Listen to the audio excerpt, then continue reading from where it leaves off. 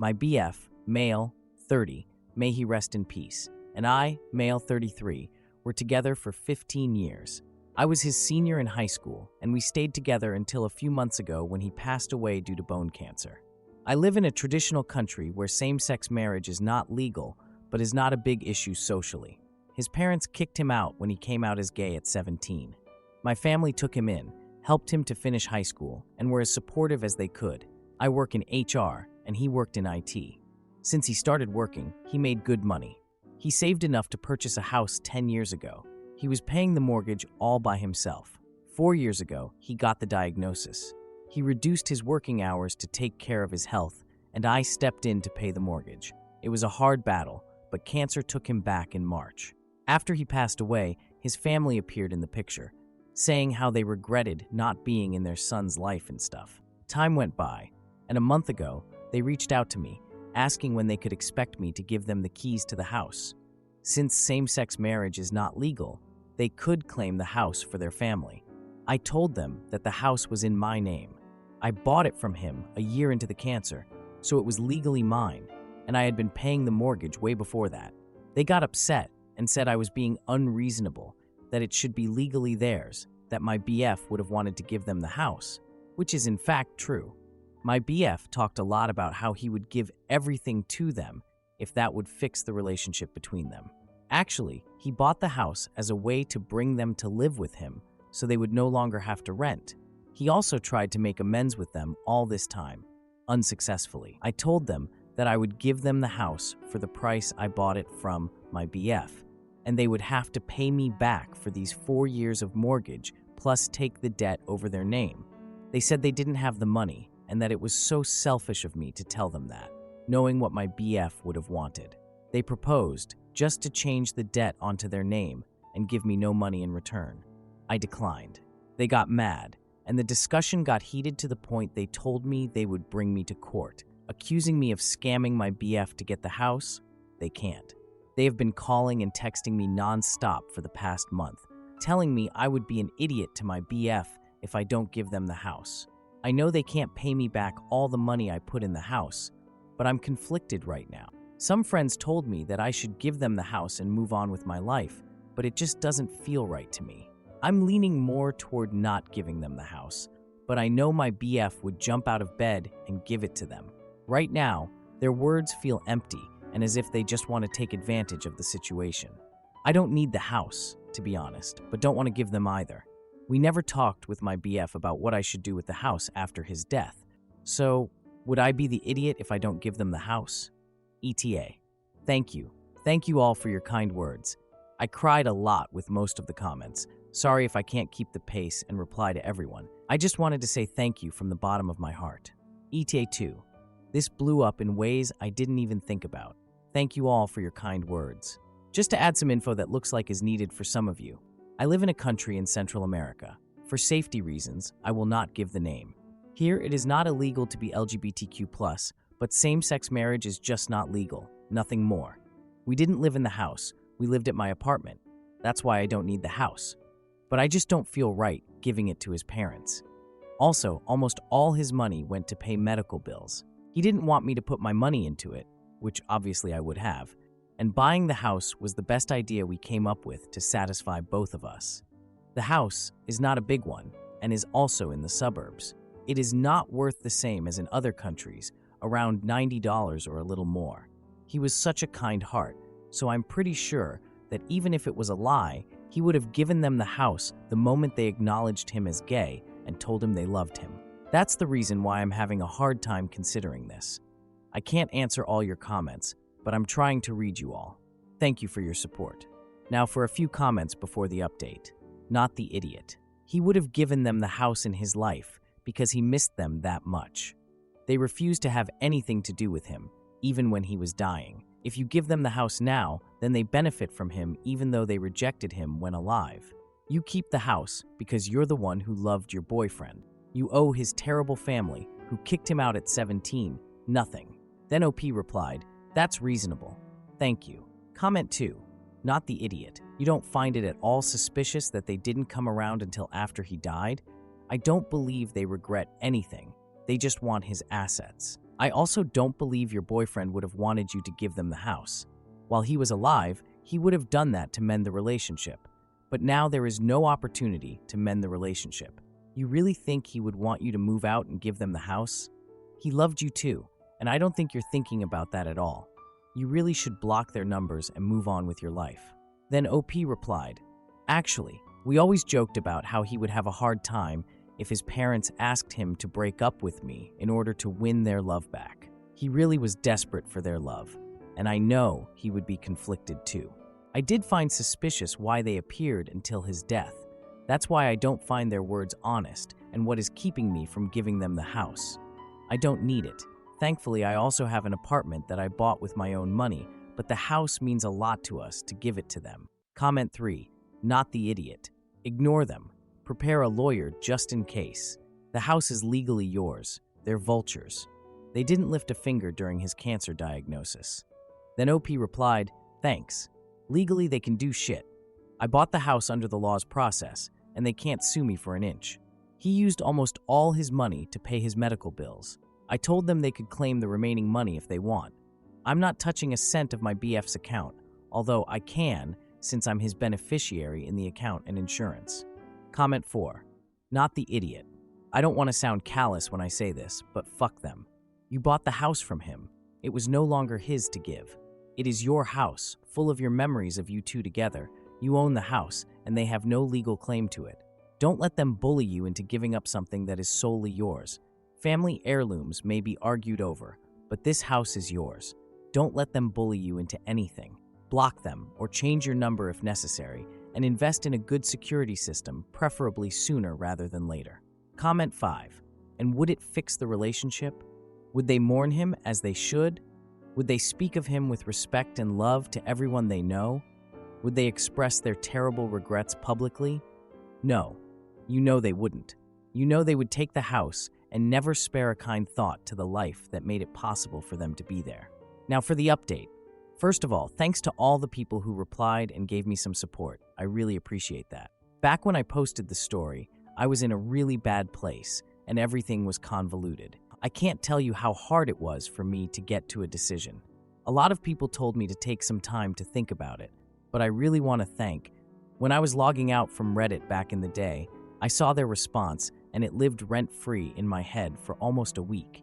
That helped me deciding to take my time before making any decision regarding the house. So I decided to wait until I felt I was able to think clearly. It took me a few months. It was hard. His parents kept bothering me with calls and emails about the house. They even hired a lawyer to talk to me about it, but my own lawyer told them all to fuck off. They didn't have a leg to stand on if that would have gone to a judge. Back in January, I finally felt able to make any decision. I told them that I was going to sell them the house for the original price my BF bought it.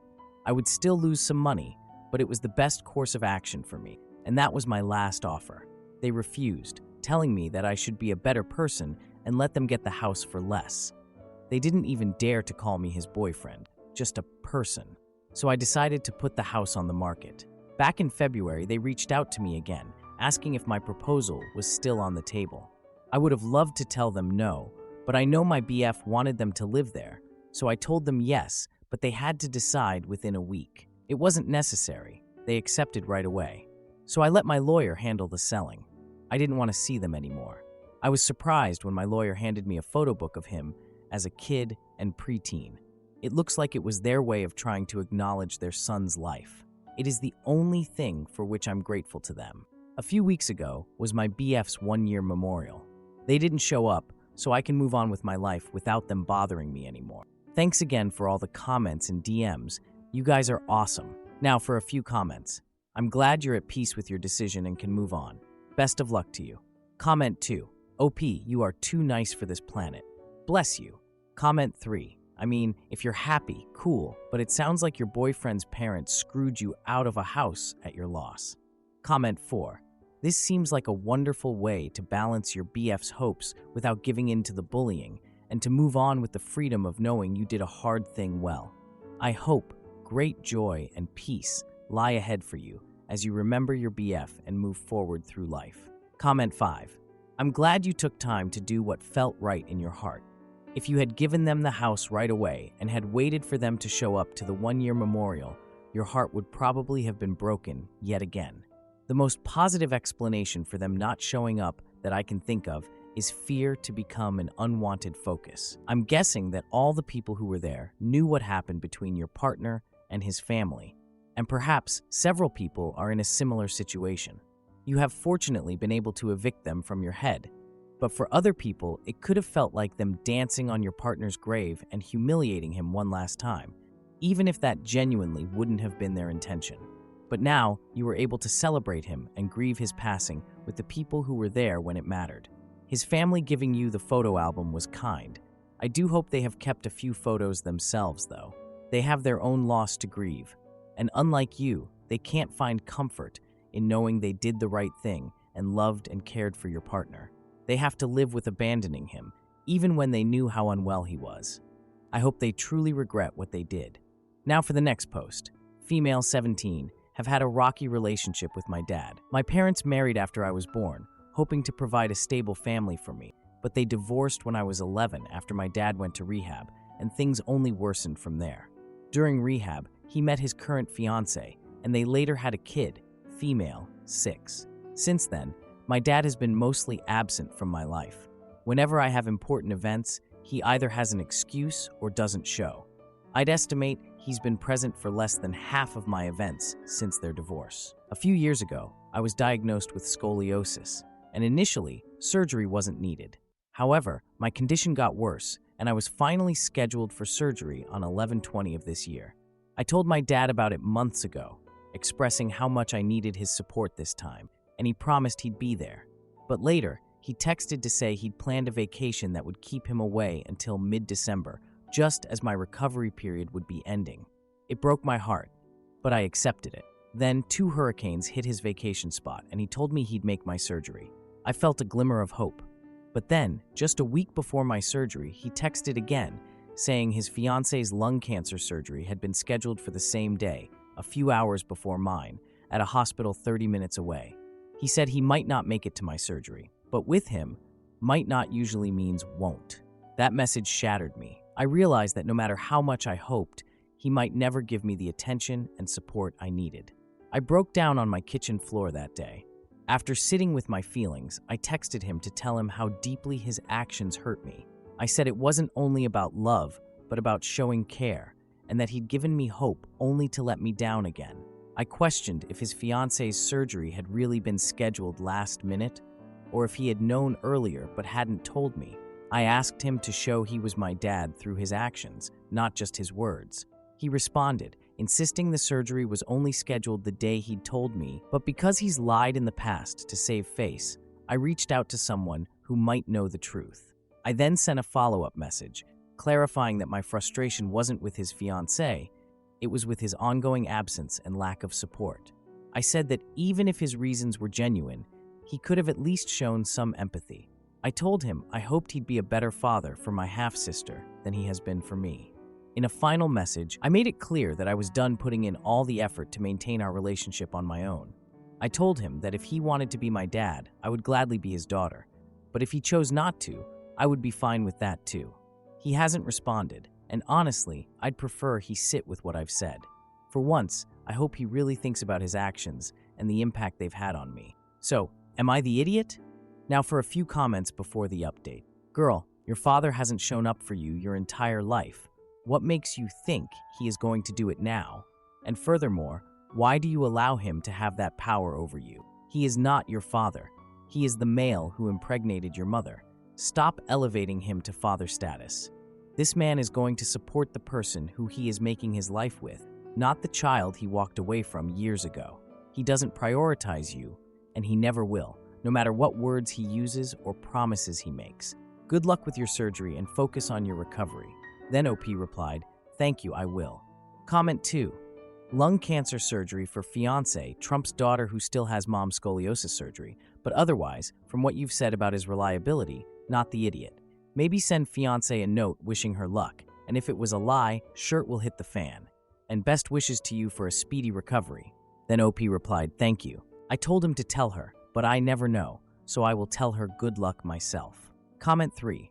A wise friend of mine once said, "How many times are you going to keep returning to the empty well for water?" I think you have already had your answer, and I am so sorry it isn't what anyone would prefer. Maybe stick with the people who do show up for you. Then OP replied, "Thank you, I will." Comment 4. Lung cancer versus scoliosis? I think I'd also choose the GF in this case. Comment 5. Not the idiot.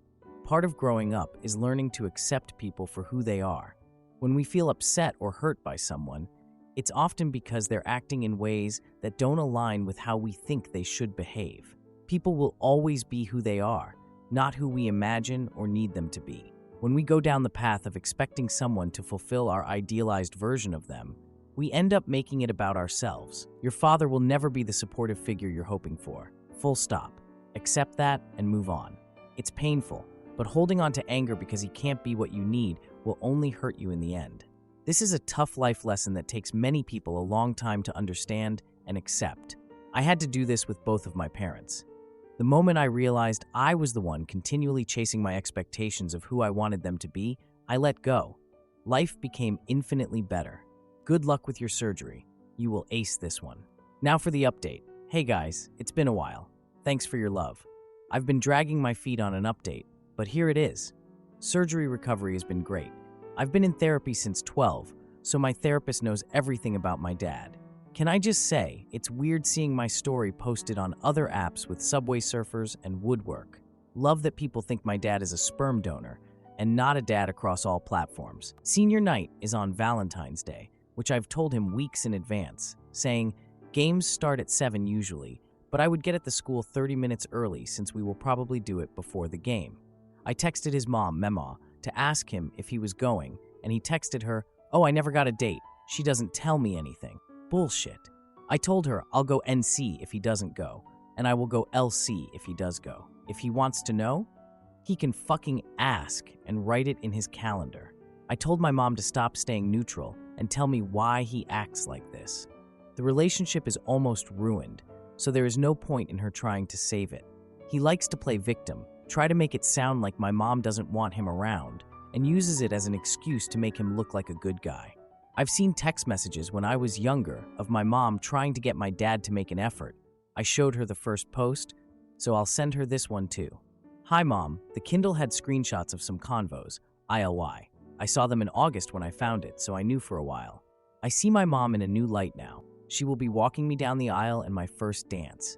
She sacrificed so much of herself for me. She is not only my mom, but my dad." For non-Americans, senior night usually involves seniors and chosen people to walk them across the floor. My dad walked me down for my fall senior night, but he will not be one of my people this Friday. I am desperate to keep contact with my sister. I know Mima will help me with that. I know that if fiance and dad break up, he will do the same thing to my sister. Friday came and passed. My dad got pissy when he realized I didn't want him to walk me across the gym floor. He, along with Mema and my sister, left during halftime. We did the walk before the varsity game, and pep band can't leave the stands until third, like same as marching band. Plus, Mema has been to previous basketball games along with football games. I left Dad a long voicemail and message Friday for leaving, especially since my sister begged to see me and he refused her. I told Mema I was disappointed that she left when she knew what happens at games. Monday, I finally sent him boundaries and blocked him. I know I'm going to cry later. This is going to be hard for me. Thanks for your support. It means a lot to me throughout this journey. Now for a few comments. Senior night is on Valentine's Day, which I've told him weeks in advance, saying games start at 7 usually, but I would get at the school 30 minutes early since we will probably do it before the game. Games? For non-Americans, senior night usually involves seniors and chosen people to walk them across the floor. Not gonna lie, I've lived my whole life in the States and never heard of anything like this. Then OP replied, basketball games. Senior night is where high school seniors get to walk across the gym with their chosen ones and someone on a mic talks about their future. Normally it's all winter sports, basketball, pep band, cheer, dance. Correction, there is one for fall too, but this senior night was all winter sports. Comment 2. So what happened with the surgeries? It's not really an update to skip ahead multiple months and not touch on anything around the original posting. Did he make it to visit you?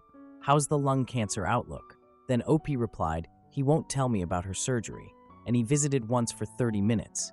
I don't count it as a visit since he was either on his phone handling my sister or avoiding eye contact. Plus, I had to poop in order to get discharged, so I was going up every 10 minutes needing to try. Comment 3. How is his partner? Did she survive her cancer surgery? What's her prognosis? Then OP replied, she survived. I would have heard from Memaw if she didn't. I don't know.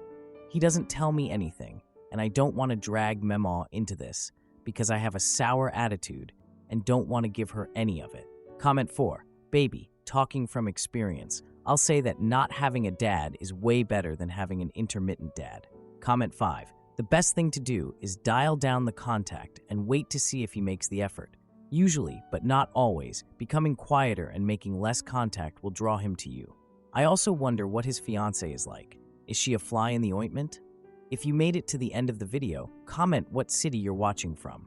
Don't forget to like, subscribe, and have a great day.